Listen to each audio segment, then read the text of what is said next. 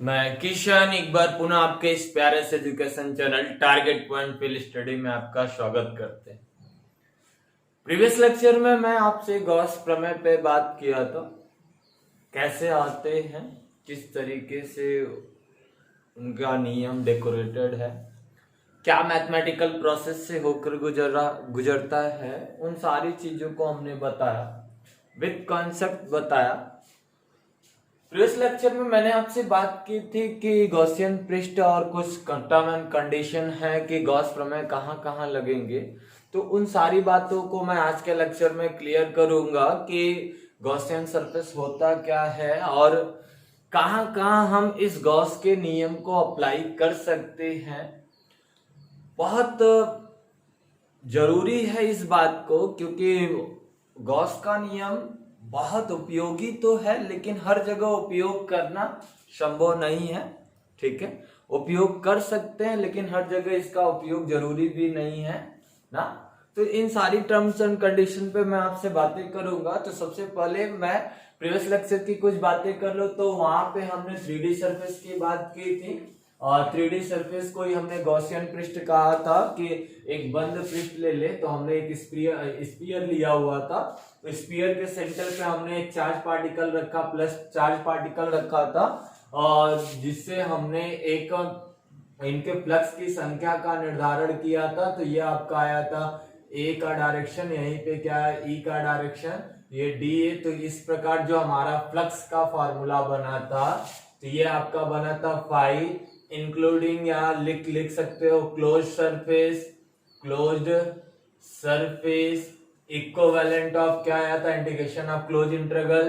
तो ये आपका close integral of vector E dot vector क्या हो जाएगा डी ए, और यही आया था क्यू नॉट अपॉन में क्या अपसाइलन नॉट इनसाइड चार्ज के रूप में था, जो अंदर चार्ज होगा। तो ये आपका हमने प्रीवियस लेक्चर में पढ़ा था कि गॉस थ्योरम क्या होता है, किसी भी बंद पृष्ठ से किसी भी बंद पृष्ठ से परिबद्ध नेट आवेश का 1/ε0 गुना होता है। तो इनके प्रूविंग को प्रूव नहीं किया जा सकता, लेकिन कुछ मैथमेटिकल प्रोसेस के अकॉर्डिंग हमने बात की थी ना। तो वहां पे मैंने सरफेस पे बातें की। तो वहां पे हमने लास्ट में एक कंडीशन बताई थी आपको कि ये जो फ्लक्स है यहाँ पे, इनका जो फ्लक्स है यह शेप एंड साइज पे निर्भर नहीं करते हैं, यानी फ्लक्सों की संख्या गॉस के थ्योरम के अनुसार जहां गॉस थ्योरम अप्लाई होगा, गॉसियन सरफेस है, यदि वहां ऐसा होता है तो फ्लक्स की संख्या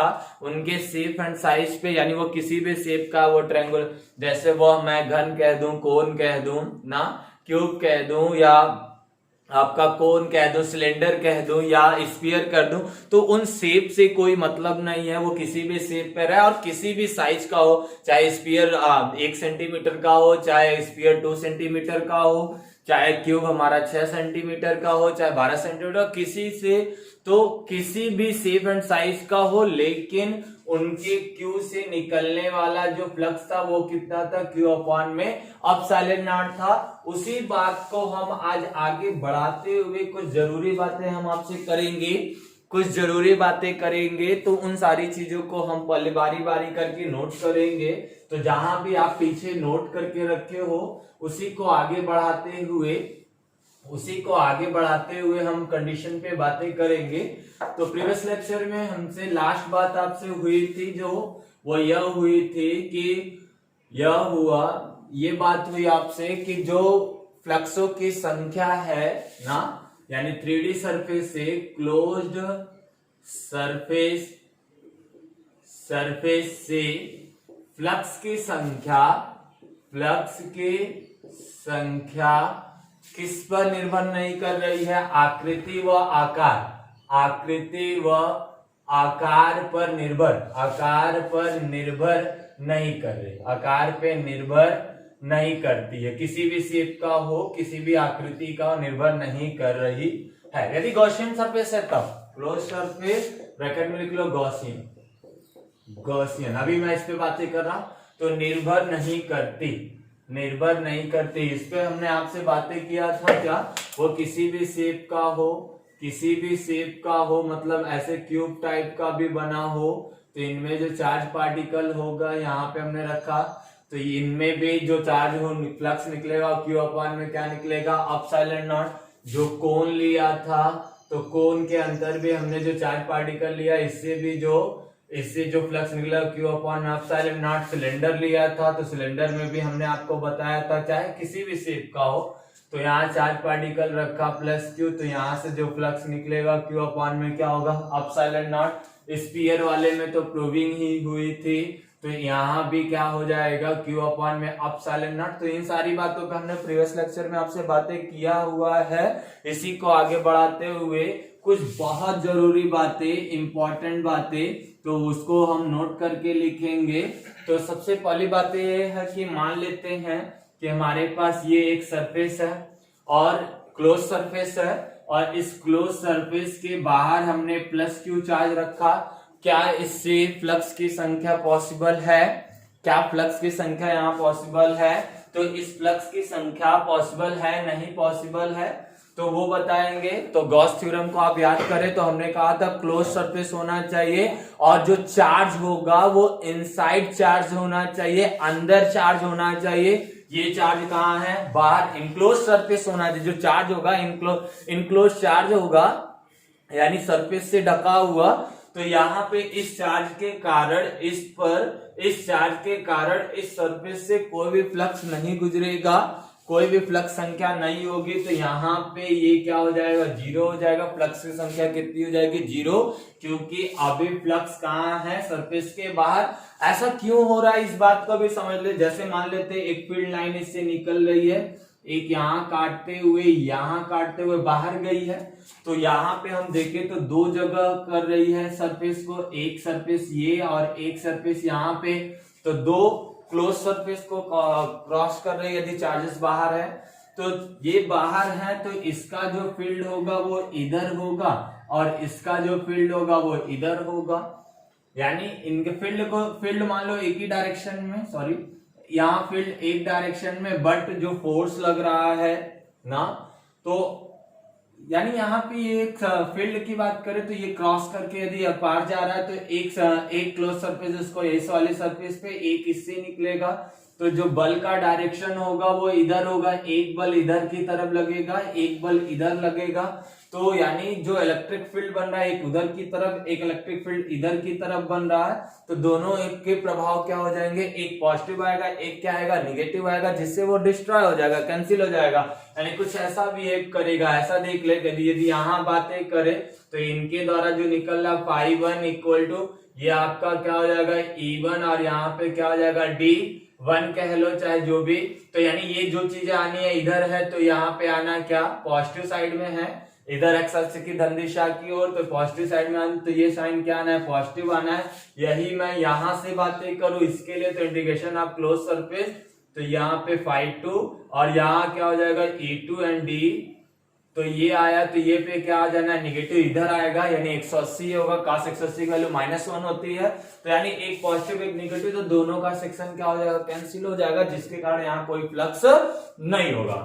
दूसरी बातें हम और भी जान ले। एक बात ये हो गई, जैसे बाहर चार्जेस है तो कोई फ्लक्स की संख्या नहीं होगी, गॉस थ्योरम वहां नहीं लगने वाला।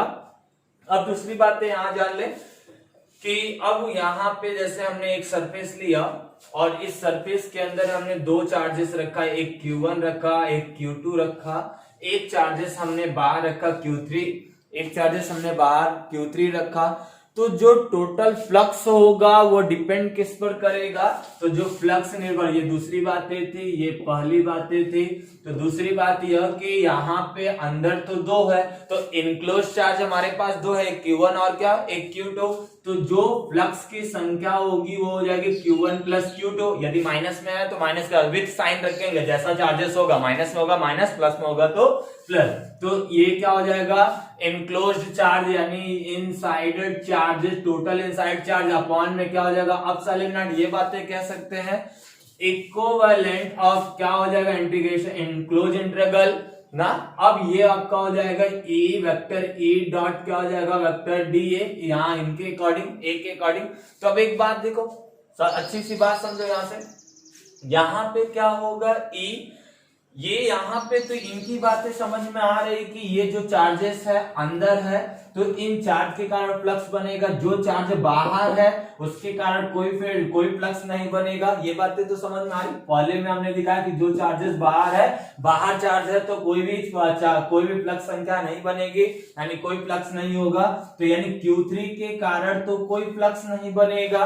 बट इंपॉर्टेंट यहाँ है कि जो इलेक्ट्रिक फील्ड इसके अंदर बनेगा वो केवल Q1 और Q2 से ही रहेगा या Q3 भी इन्वॉल्व होगा। तो एक बार जान ले कि इसके द्वारा भी इलेक्ट्रिक फील्ड बन रहा था, जैसे चार्जेस बाहर थे तो इसके कारण भी इलेक्ट्रिक फील्ड बन रहे थे और उस इलेक्ट्रिक फील्ड से फ्लक्स जीरो हो रहा था। तो इसका मतलब जो E है, यानी ये जो टोटल इलेक्ट्रिक फील्ड है वो depend on Q1, Q2 and Q3। तो यानी यहाँ पे जो इलेक्ट्रिक फील्ड है वो तीनों चार्जेस के कारण होंगे। तो नोट करके लिख लीजिएगा कि यहाँ पे जितने चार्जेस अंदर हैं उन चार्जेस के कारण फ्लक्स बनेगा। Inside charge enclose the charge. अब लेकिन जो चार्ज बाहर है तो उस चार्ज को और जो चार्ज अंदर है सभी चार्जों को मिला के क्या बनेगा, इलेक्ट्रिक फील्ड। तो आइए पहले इस बात को नोट कर लेते हैं, फिर हम गॉसियन पृष्ठ पे आपसे बात करते हैं। इसको नोट कर ले पहले। चलिए अगली हेडिंग लगा लीजिए, गॉसियन पृष्ठ की बात कर लेते हैं। तो गॉसियन पृष्ठ क्या होता है, ठीक है। तो गॉसियन सरफेस में हमने बताया था ये 3D सरफेस होता है और इनका जो पृष्ठ होगा जो चार्जेस को पूरी तरीके से क्लियर करते हैं। हाँ, कुछ इनकी विशेषता है ना, कुछ विशेषता है। चार्जेस को क्लियर करने का मतलब या तो चार्ज पूरी तरीके से अंदर है या सरफेस पे है या सरफेस से बाहर है, या पूरी तरीके से उसको डिफाइन करते हैं। तो उस चीज पे तो अगली हेडिंग आप लगा लें गॉसियन पृष्ठ। अगली हेडिंग लगा लीजिए गॉसियन पृष्ठ, गॉसियन पृष्ठ ना, यानी गॉसियन सरफेस की बात कर ले। तो गॉसियन सरफेस एक स्वच्छ पृष्ठ होता है जिसमें चार्जेस की उपस्थिति को पूरी तरीके से क्लियर करते हैं कि चार्ज पूरी तरीके से अंदर है या बाहर है या सरफेस पे है ना। तो ये पूरी तरीके से, इसमें जो एग्जांपल आपका आता है वो आपका घन आता है, बेलन आता है, कोन आता है ना, शंकु आता है, ये सारी चीजें आती है जिसमें चार्जेस का पूरा सही ढंग से आकलन किया जाए कि चार्ज पूरी तरीके से अंदर है या सतह पे है या बाहर है। या इसमें और भी चीजें आती है जैसे चकती हो गई, यानी डाइस हो गया ना, प्लेट हो गया, वर्ग हो गया, ट्रायंगल टाइप का हो गया ना। तो ये सारी चीजें गॉसियन सरफेस के अंदर नहीं आते हैं। तो उस डिफिनेशन को मैं लिख रहा, आप उस डिफिनेशन को लिख ले, उस डिफिनेशन को लिख लीजिए। तो डिफिनेशन लिख रहा हूं, आप लिख लीजिए।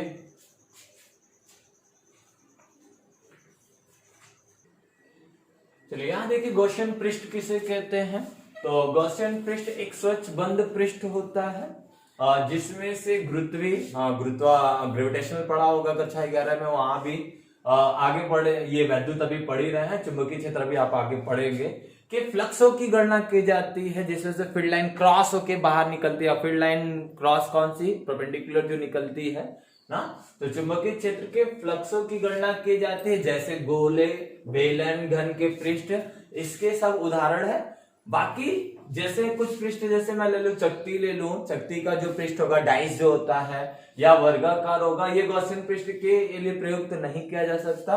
तो इसे अंडरलाइन करके आप लिख लीजिएगा। विकल्प में किसी बार पूछा है गॉसियन सरफेस में, ऑप्शन में ये सारे ऑप्शन नहीं रहते हैं लेकिन ये ऑप्शन उसमें डाल देता है।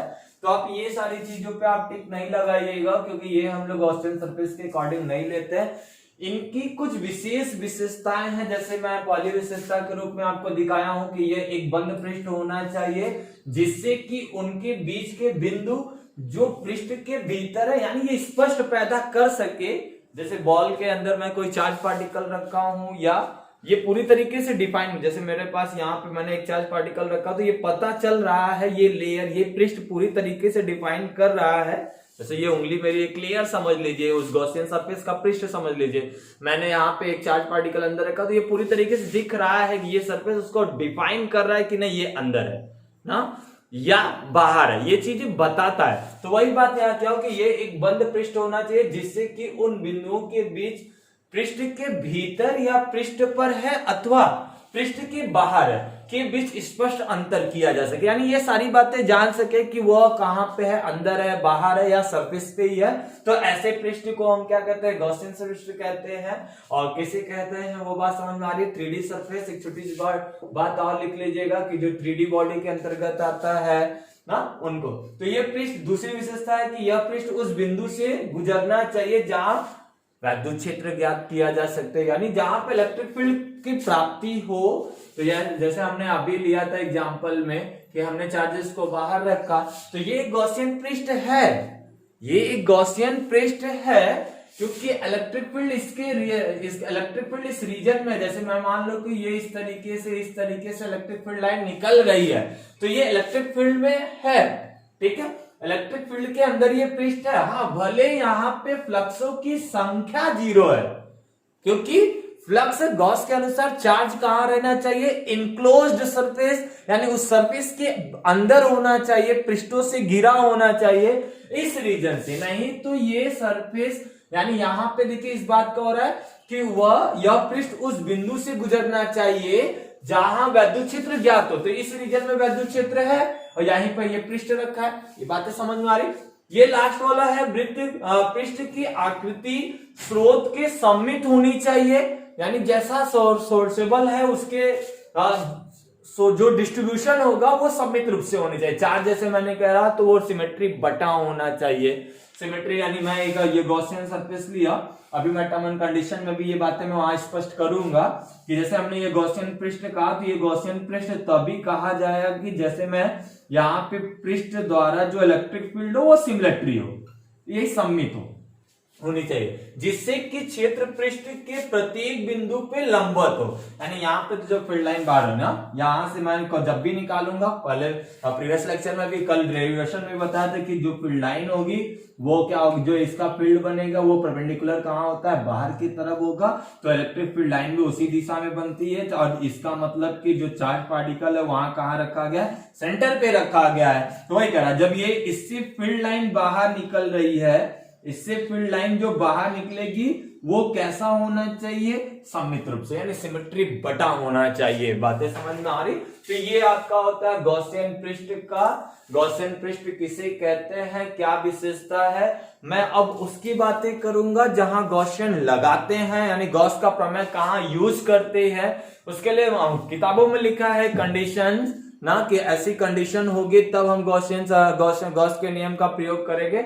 ऐसा नहीं है कि एक अच्छी सी बुक में लिखा हुआ है जहां पे ये बताया गया, जहां पे ये बातें बताई गई कि लिखा हुआ वहां पे कि जो गॉस प्रमेय है बहुत उपयोगी है, बट हमेशा उपयोग में लाया नहीं जाता।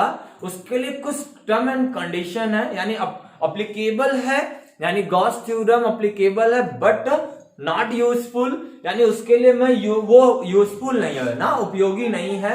तो इसलिए मैं कल भी बोला था, प्रीवियस लेक्चर में भी हमने आपसे बोला था कि ये टीचर जब यूज करे, लगाए कहीं, तो उस कंडीशन पे मैं टर्म एंड कंडीशन अभी लिखता हूं। इस चीज को आप इसको पहले कॉपीराइट करिए, फिर मैं उसको भी टर्म एंड कंडीशन को लिख रहा, फिर वहां से आप उस टर्म एंड कंडीशन को समझिएगा, तब आप अप्लाई करिएगा कि वैसे पृष्ठ यदि है उन सारी चीजों को अप्लाई करता है तब गॉस का थ्योरम लगेगा, अन्यथा नहीं लगेगा। पहले इसको नोट कर लीजिए।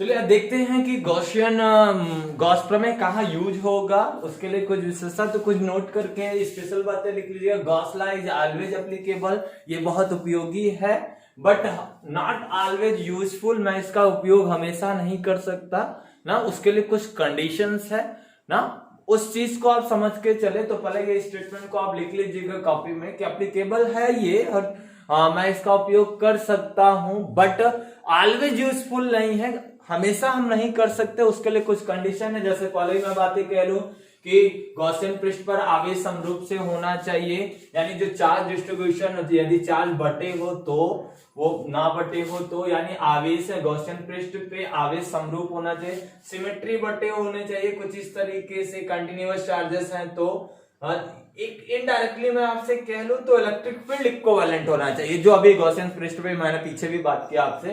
वही बात यहां भी हो रहा है कि गॉसियन पृष्ठ के सभी बिंदुओं पर इलेक्ट्रिक फील्ड, यानी चाहे इस सरफेस का कोई भी बिंदु मैं कंसीडर कर लूं, उन सभी जगह पे जो इलेक्ट्रिक फील्ड हो वो कैसा होना चाहिए, सेम होना चाहिए, ई होना चाहिए ना, तब तो यूज होगा। दूसरी बात, पृष्ठ के क्षेत्रफल और पृष्ठीय क्षेत्रफल, वैद्युत क्षेत्र तथा पृष्ठीय क्षेत्रफल, यानी मैं यहाँ पे एक छोटा सा पृष्ठ कंसीडर कर लूं तो इसका एरिया वेक्टर क्या हो जाएगा, ये। और वही मैं आपसे कह रहा हूं कि वैद्युत क्षेत्र मान लिया ई, तो ये कैसा होना चाहिए, दो तरीके का होना चाहिए, या तो ये 0 होना चाहिए या तो ये 90 होना चाहिए। दो कंडीशन के साथ हम आपसे बातें करेंगे। ऐसा है तभी हम गॉस का यूज करेंगे, गॉस प्रमेय तब लगाएंगे, अन्यथा नहीं होगा। जैसे मैं एक सिलेंडर ले लूं तो इस सिलेंडर के अंदर मैंने एक चार्ज पार्टिकल रखा। अब इस चार्ज पार्टिकल के कारण कुछ फील्ड लाइन इधर भी निकल रही है, कुछ फील्ड लाइन इधर भी निकल रही है। तो मैं यदि इस वाले सेक्शन के अकॉर्डिंग ले तो एरिया वेक्टर इधर हो जाएगा, तो एरिया वेक्टर के साथ पैरेलल है, 0 होगा। यदि मैं इस वाले सरफेस की बात करूं, केवल इस सरफेस की बात करूं, तब ये इलेक्ट्रिक फील्ड 90 डिग्री पे हो जाएगा, तब ये इलेक्ट्रिक फील्ड क्या हो जाएगा, 90 डिग्री पे हो जाएगा इस सरफेस के अकॉर्डिंग। तो बातें समझ में आ रही, या तो 0 होगा या तो क्या होगा, 90 होगा ये। और लास्ट बात मैं आपसे करूंगा, गॉसियन पृष्ठ को किसी भी बिंदु आवेश से नहीं गुजारा जा सकता, यानी इस तरीके से मैं बातें करूं तो ये इसको काटेगा नहीं, यानी ये गॉसियन पृष्ठ है तो ये चार्ज पार्टिकल से होकर गुजरेगा नहीं, ये चार्ज पार्टिकल हमें इनक्लोज चार्ज पार्टिकल के रूप में ही चाहिए। तो ये सारी टर्म कंडीशन को आप ध्यान में रखेंगे, और इस प्रकार से मैं गॉस के सारे टर्म को आपको कंप्लीट कराया। इसके एप्लीकेशन को हम अगले लेक्चर में बात करेंगे। आइए कुछ सवालों के साथ मैं आपके साथ बात करूंगा, सवाल के साथ कॉन्सेप्ट क्लियर करूंगा। तो पहले इसको नोट करिए। आइए एक सवाल लेते हैं, उसके अकॉर्डिंग बात करते हैं। तो ठीक है, हो गया। तो एक क्वेश्चन ले लेते हैं, ठीक है।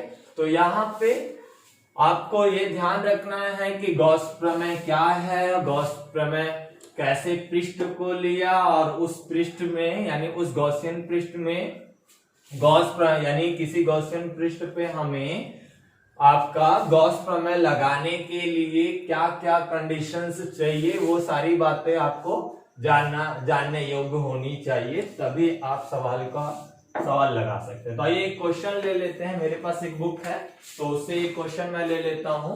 तो उस क्वेश्चन लिखा हुआ है, क्वेश्चन में कह रहा है, क्वेश्चन नंबर 1 कह रहा है 10⁻⁷ कूलाम, 10⁻⁷ कूलाम का एक बिंदु आवेश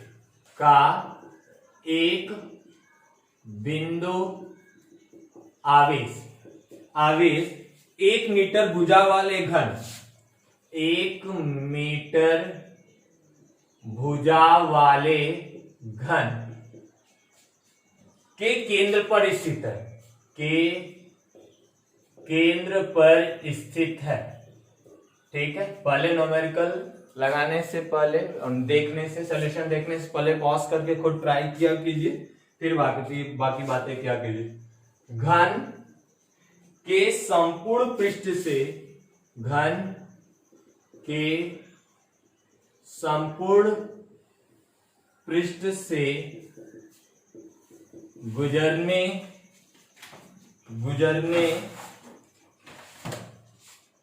वाले वैद्युत फ्लक्स, गुजरने वाले वैद्युत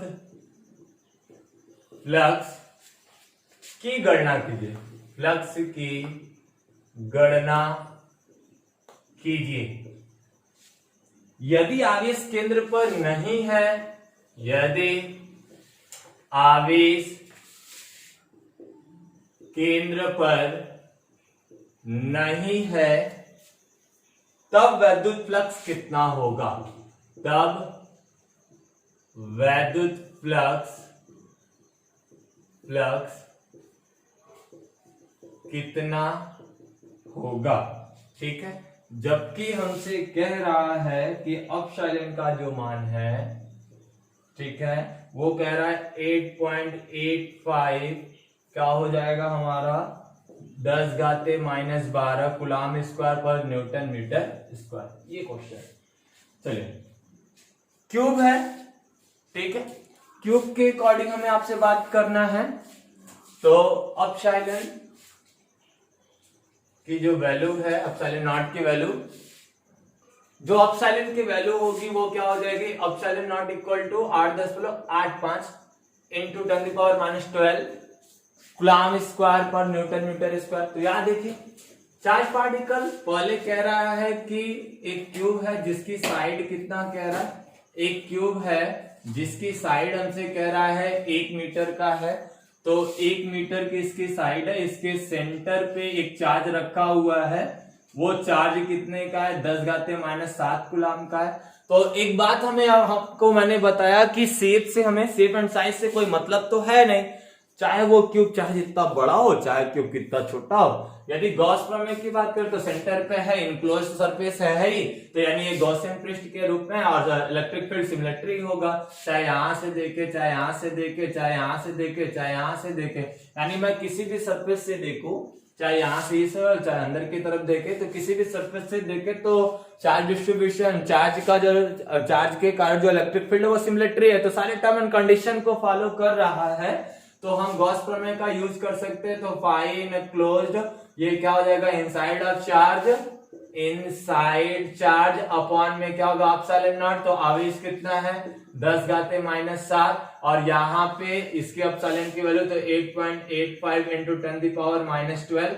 आप इसको आराम से सॉल्व करिएगा और वैल्यू निकालिएगा, ठीक है, इसको आराम से सॉल्व करिएगा, वैल्यू जो आएगा आपका वो, ठीक है। तो यहां से कर सकते हो 1/8.85 गुड़े, ये ऊपर प्लस जाएगा, माइनस है तो 10 घाते कितना हो जाएगा, 5 हो जाएगा, और यहाँ पे जो आपका मात्रक आना है, सीधा सीधा ये कितना आना है, कूलम आना है, सीधे क्या हो जाएगा, कूलम स्क्वायर, न्यूटन मीटर कहाँ चला जाएगा ऊपर, तो न्यूटन मीटर स्क्वायर, तो यहाँ पे 1 कूलम से 1 कूलम क्या हो जाएगा, कैंसिल हो जाएगा, तो जो यूनिट आएगी वो न्यूटन मीटर स्क्वायर पर क्या आ जाएगा, कूलम होगा, ठीक है। तो ये फ्लक्स की बात है ना, ये फ्लक्स होता है, बातें समझ में आ रही।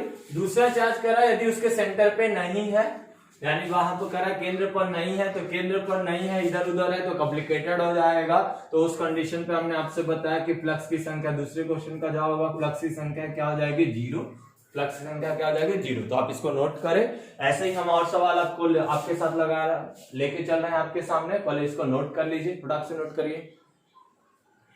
चलो यहाँ एक बात और जान के चलो कि यहाँ पे कह रहा है कि बाहर नहीं है, मैं बाहर के अकॉर्डिंग ये बातें बता दिया, चार्ज बाहर नहीं है, कह रहा है यदि आवेश केंद्र पर नहीं है, केंद्र पर नहीं है यानी कहाँ पे, कहीं इधर उधर है, तो फ्लक्स की संख्या निर्भर नहीं करती कि चार्ज पार्टिकल किस पोजीशन अंदर कहां पे है, इस पर निर्भर नहीं करती, तो ये नहीं करिएगा। मैं ये आपको सॉरी इसके लिए मैंने इसको बाहर के अकॉर्डिंग बताया, फ्लक्स जब बाहर रहेगा तो फ्लक्स का मान क्या हो जाएगा, 0। ये क्या कह रहा है, अंदर ही पोजीशन बदल देने पर, तो इस बात पे वो निर्भर नहीं करता, जैसे शेप एंड साइज पे निर्भर नहीं करता वैसे ये बातें निर्भर नहीं करता, ठीक है। बातें समझ में आ रही है आपको। तो एक क्वेश्चन और ले लेते हैं, क्वेश्चन नंबर 2 देख लेते हैं, ठीक है, क्वेश्चन नंबर 2 देख लेते हैं, तो और थोड़ा कॉन्सेप्ट क्लियर होगा। तो कुछ क्वेश्चन के साथ मैं आपसे आज बातें करूंगा, और आप भी पहले पॉज करके रोक के आप सवाल खुद लगाने का प्रयास करें, ना आने की कंडीशन पे देखें। देखिए क्वेश्चन नंबर 2 हम ले रहे हैं, तो क्वेश्चन नंबर 2 में कह रहा है एक समान रूप से आवेशित, क्वेश्चन नंबर 2, एक समान रूप से आवेशित 2 मीटर त्रिज्या वाले, 2 मीटर त्रिज्या वाले गोली चालक पर, गोली चालक पर आवेश घनत्व, आवेश पृष्ठ घनत्व सिग्मा बराबर 80 माइक्रोकूलम, 80 माइक्रोकूलम पर मीटर स्क्वायर है। तो चालक से निकलने वाला वैद्युत फ्लक्स ज्ञात कीजिए, वैद्युत फ्लक्स ज्ञात कीजिए। एप्सिलॉन नॉट की वैल्यू 8.85 इंटू 10⁻12 कूलाम स्क्वायर पर न्यूटन मीटर स्क्वायर। तो इस बात को भी समझ लेते हैं, कर लेते हैं। एक समान रूप से आवेशित त्रिज्या का, एक समान आवेशित है 2 मीटर का त्रिज्या गोलीय कोश है ना।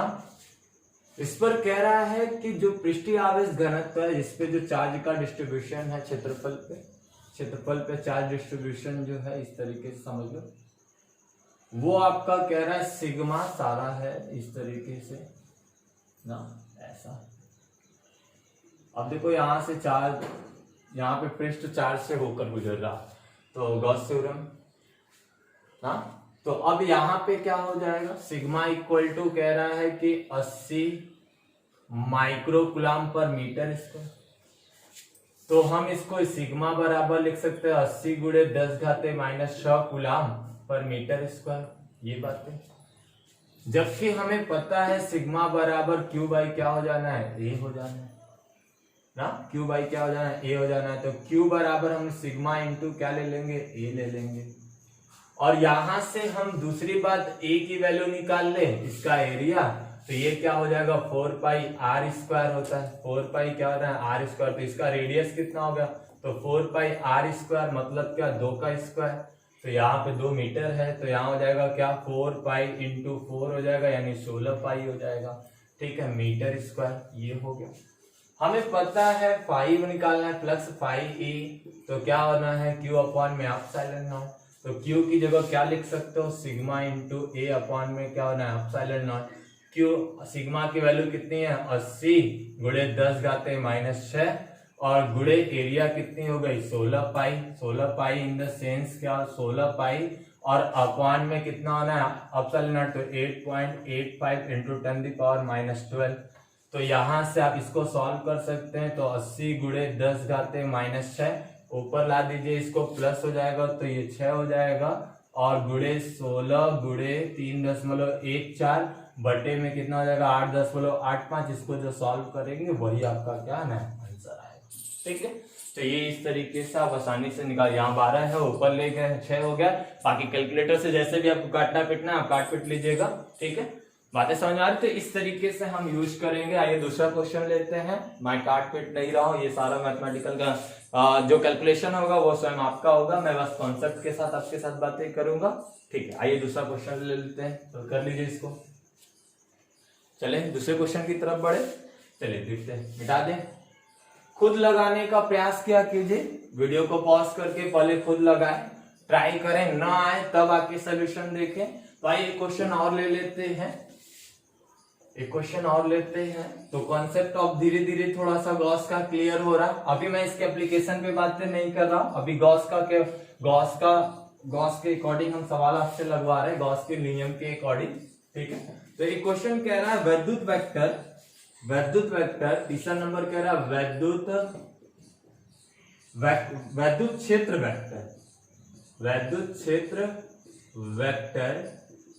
वेक्टर E इक्वल टू कह रहा है 2i का कैप प्लस कह रहा है 4j का कैप प्लस कह रहा है 7k का कैप में पृष्ठ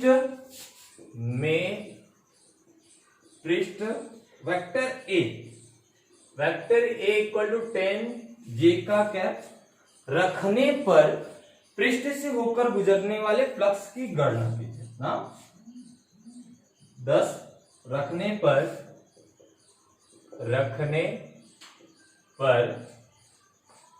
पृष्ठ से होकर गुजरने वाले फ्लक्स की गणना कीजिए। ठीक है, ये हो गया दोनों के बीच का। फिर आगे बातें कह रहा फ्लक्स की गणना कीजिए। ये यानी एक एरिया इलेक्ट्रिक फील्ड है, वो 3 डायमेंशन के अकॉर्डिंग है, और ये एरिया वेक्टर कहाँ है, तो बातें समझो। जैसे सपोज करो कि हमारे पास कोई क्यूब है, अच्छा समझो कोई पृष्ठ है, कोई क्यूब, जैसे मान लेते हैं कोई पृष्ठ है, ऐसा पृष्ठ है, इसका जो एरिया वेक्टर है वो y एक्सिस पे, जो इलेक्ट्रिक फील्ड है वो कहाँ है इस तरीके का, यानी कुछ ऐसा रखा हुआ है इस तरीके का x एंड y। तो यहाँ पे मान लीजिए मैं एक घन बना रहा ना ऐसे टाइप का, तो जो इनका एरिया लेना है ऊपर के अकॉर्डिंग तो देखेंगे तो यहाँ पे जो आपका निकलेगा फाई इक्वल टू क्या निकलेगा, e into vector e dot vector क्या होना है, वेक्टर a होता है टोटल। तो फाई इक्वल टू e की वैल्यू कितना कहा है इन्होंने, 2i का कैप प्लस क्या होना है 4j का कैप प्लस 7k का कैप होना है। डॉट प्रोडक्ट होता है, ये हो जाएगा कितना, tan j का कैप होता है, गुणा कराएंगे तो ये हो जाएगा 20 i का कैप j का कैप, ये हो जाएगा 40 j का कैप एंड j का कैप, यहाँ हो जाएगा 70 k का कैप इंटू क्या होता है j का कैप। ठीक है, तो इनकी वैल्यू क्या हो जाती है 0, इनकी वैल्यू क्या हो जाती है 0, वेक्टर कंपोनेंट में पढ़े हो। तो ये क्या हो जाना है 20 इंटू 0 हो जाना है, ये 40 गुणे इनकी वैल्यू 1 हो जानी है और यहाँ पर 70 गुणे कितना होना है 0 हो जाना है ना। तो ये हो जाएगा 0, यहाँ हो जाएगा 40, यहाँ क्या हो जाएगा 70 0, तो बराबर कितना हो जाएगा 40 कूलाम पर newton metre, sorry newton metre square पर कूलाम। ठीक है, ये आपका फ्लक्स का निकालने का, तो ये वेक्टर कंपोनेंट वाला है। ठीक है, तो इसको भी कर लीजिए। तो एक अच्छे सवाल की तरफ चलते हैं, एक अच्छा सवाल लेते हैं, इसको नोट कर लीजिए। तो एक क्वेश्चन हमने लिया कि एक समान विद्युत क्षेत्र x के दिशा में है। ठीक है, कह रहा है कुछ ऐसा कि vector A 200 i cap Newton पर कूलम, x 0 से बड़ा है यानी x धनात्मक दिशा में, यानी इधर x अक्ष के धनात्मक दिशा में कितना इलेक्ट्रिक फील्ड है 200, और यहाँ पे x लेस देन अब 0 0 से छोटा है, यानी इस साइड का जो इलेक्ट्रिक फील्ड है वो कितना है -200। ठीक है, बातें समझ में अब आ रही। कह रहा 20 सेंटीमीटर लंबा सिलेंडर है, 5 सेंटीमीटर इसका रेडियस है ना। तो कह रहा x अक्ष के दिशा तथा केंद्र, इसका जो अक्ष है वो x अक्ष की दिशा में है और केंद्र मूल बिंदु पे है, तो यहाँ ओरिजिन है, यहाँ क्या है ओरिजिन है। इसका एक सिरा x अक्ष से 10 सेंटीमीटर पे, एक सिरा x अक्ष से -10 सेंटीमीटर, तो वही बातें हो गई 20 है तो हाफ ऑफ रेडियस है, ये मूल बिंदु पे तो इधर 10 उधर 10 हो जाएगा। तो इसमें जो क्वेश्चन पूछ रहा है उस बात को देखो, कह रहा है प्रत्येक सपाट पृष्ठ से गुजरने वाला, सपाट मतलब ये वाला सेक्शन, ये जैसे बेलन है, तो सपाट मतलब इस सरफेस से कितना फ्लक्स निकल रहा है, इस सरफेस से कितना फ्लक्स निकल रहा है मुझे ये बताना है। ये एक्स अक्ष की धनात्मक दिशा में, ये एक्स अक्ष की ऋणात्मक दिशा में। एक्स अक्ष को हम जब दिखाते हैं तो आई कैप से दिखाते हैं, तो पॉजिटिव साइड को हम प्लस आई से, नेगेटिव साइड को क्या माइनस आई से दिखाते हैं। तो हम पहले क्वेश्चन को यदि सॉल्व करें, क्वेश्चन नंबर 1 का जब आंसर हम लिखेंगे 1 का, तो उसमें कह रहा है कि प्रत्येक सपाट पृष्ठ से गुजरने वाला, तो इलेक्ट्रिक फील्ड देखिए अभी इसी डायरेक्शन में है और क्षेत्रफल का भी डायरेक्शन, एरिया वेक्टर भी उसी है। तो ई और यहाँ ई व ए के बीच का जो एंगल है वो कितना है 0 डिग्री है। ई और ए के बीच का जो एंगल है वो कितना है 0 डिग्री है। तो यहां से हम फाई राइट साइड निकाल ले, तो राइट साइड में क्या हो जाएगा वेक्टर ई डॉट क्या हो जाएगा वेक्टर ए, यानी क्या हो जाएगा ई ए ना। ऐसे भी कर सकते हो, डायरेक्शन का यदि कोई इश्यू नहीं तो सीधा सीधा वैल्यू रखो। तो इस साइड राइट साइड में कितना है 200 आई, कितना है 200 I cap in dot product A का कितना हो गया एरिया आपको दिया है, एरिया निकालना होगा 20 सेंटीमीटर लंबा, तो 5 सेंटीमीटर रेडियस का है और रेडियस का, तो उसका एरिया हम लोग निकालने आएंगे। तो उसका एरिया आपका हो जाएगा कितना, इसका जो ये सिलेंडर है तो इसका क्षेत्रफल पाई आर स्क्वायर हो जाएगा, तो पाई इंटू आर, ये आपका सेंटीमीटर में है तो इसको भी बदलना होगा, तो 5 गुणे 10 घाते -2 हो जाएगा का होल, सॉरी ये ऐसे रख लो, एरिया क्या हो जाएगा पाई आर स्क्वायर हो जाएगा, तो 3.14 हो जाएगा और इसका हो जाएगा क्या 5 गुणे 10 घाते -2 का होल स्क्वायर, यानी 3.14 गुणे कितना हो जाएगा 25 गुणे 10 घाते -4। तो यहाँ वैल्यू रख ले, तो ई का जो मान है वो कितना है 200, कितना है 200 आई कैप, फिर कितना हमारे पास है, तो सीधा सीधा मतलब ये डॉट प्रोडक्ट हो गया ऐसे रख ले तो ये आई कैप, फिर डॉट प्रोडक्ट में ये कितना हो गया 3.14 गुणे 25 गुणे 10 घाते -4, ये भी क्या हो जाएगा आई कैप एक्स एक्सिस के पॉजिटिव साइड में है तो ये पॉजिटिव साइड में हो जाएगा, तो ये दोनों का जब गुणा करेंगे तो 1.57 आ जाएगा ना, 5.7 हो जाएगा न्यूटन मीटर स्क्वायर पर कूलम। ये आया इधर का, गुणा करके देख लीजिएगा ये वैल्यू आना है। दूसरी बात इधर का जब देखेंगे तो फाई लेफ्ट का निकाल ले, वही आना है बस नेगेटिव साइन के रूप में आ जाएगा तो वैल्यू वही रखना है, बस क्या हो जाएगा माइनस ही हो जाएगा, इसके लिए माइनस रखना है -200 आई कैप, यही चीज माइनस में 3.14 गुणे 25 10 घाते माइनस क्या हो जाएगा 4, तो ये आपका क्या हो जाएगा माइनस साइड में इधर दिखा रहा है, या तो माइनस लगाओ चाहे यहाँ पे आई के साथ दे दो ना, आई के साथ दे दो तो हम यहाँ पे माइनस माइनस लिख देते हैं, आई लगा देते हैं। तो अब यहाँ से दोनों का डॉट प्रोडक्ट गुणा करेंगे तो ये आना 1.57 न्यूटन मीटर स्क्वायर पर कूलम, ये बातें हो जाना। तो ये तो हो गया सपाट वाले से। वक्री पृष्ठ से गुजरने वाला नेट फ्लक्स यानी इस सरफेस से निकलने वाला, तो यहाँ तो 0 हो जाना है सीधा सीधा। देखो एरिया वेक्टर कहाँ है, एरिया वेक्टर कहाँ है, क्षेत्रफल सॉरी एरिया वेक्टर ए हो गया, और यहाँ पे इलेक्ट्रिक फील्ड का डायरेक्शन इधर है तो दोनों के बीच का डायरेक्शन कितना हो गया 90 हो गया, cos 90 की वैल्यू कितनी होती है 0। तो यानी इसका आंसर तो सीधा सीधा आप इसका आंसर लिख सकते हैं कितना, नेट फ्लक्स कितना होगा 0 सिलेंड्रिकल पार्ट से, यानी हम इसको लिख सकते हैं फाई सी इक्वल टू क्या हो जाएगा 0। अब तीसरी बात करा बेलन से बाहर निकलने वाला कुल फ्लक्स, इधर से निकल रहा है इधर से निकल रहा है इधर से निकल रहा है, तो नेट फ्लक्स तीसरे का जो आंसर होगा, तीसरे का जो नेट फ्लक्स होगा नेट होगा वो कितना हो जाएगा 1.57 प्लस 1.57 प्लस 0, तो ये हो जाएगा कितना 714 हो जाएगा, 5 5 10 10 1 कितना हो जाएगा 5 5 10 10 1 कितना हो जाएगा 11 हो जाएगा, 2 1 3 3.14 हो जाएगा, क्या हो जाएगा न्यूटन मीटर स्क्वायर पर कूलम। कह रहा है बेलन के भीतर नेट आवेश कितना है, तो चार्ज पूछ रहा है ना, नेट चार्ज आपको पता चली गया, नेट आवेश आपको पता चली गया, तो ये आपका होता है चौथे का आंसर गॉस के प्रमेय से। तो फाई नेट इक्वल टू क्या होगा इनसाइड ऑफ चार्ज हो जाएगा, इनसाइड ऑफ चार्ज अपॉन में कितना हो जाना है एप्सिलॉन नॉट, तो अब यहाँ से इनसाइड ऑफ चार्ज निकालने आ जाए तो Q इक्वल टू हो जाएगा फाई इंटू क्या एप्सिलॉन, तो यहाँ निकालो कितना 3.14, एप्सिलॉन की वैल्यू 8.85 इंटू 10 दी पावर कितना हो जाएगा, इंटू 10 दी पावर कितना हो जाएगा -12 हो जाएगा। जब इसको सॉल्व करेंगे तो हो जाएगा 2.78 गुणे 10 घाते -11, ठीक है कूलम। ये चीज याद है, बात समझ में आ रही, तो इस तरीके से आप आसानी से निकाल सकते हो, इसके लिए आपको चिंता करने की जरूरत नहीं है, ऐसे ही सवाल आप आसानी से बनाएंगे। ये हमने अभी इस तरीके से ही जो सवाल हम यूज कर रहे हैं, मैं एक वीडियो लास्ट में भी एक बनाऊंगा इलेक्ट्रोस्टैटिक्स का, जिसपे हम कंप्लीट सवाल बनाएंगे, अच्छे अच्छे सवालों के साथ मैं आपसे बात करूंगा। ये आज आपके लिए इतना ही बस, thank you, best of luck, मन लगा के पढ़िए।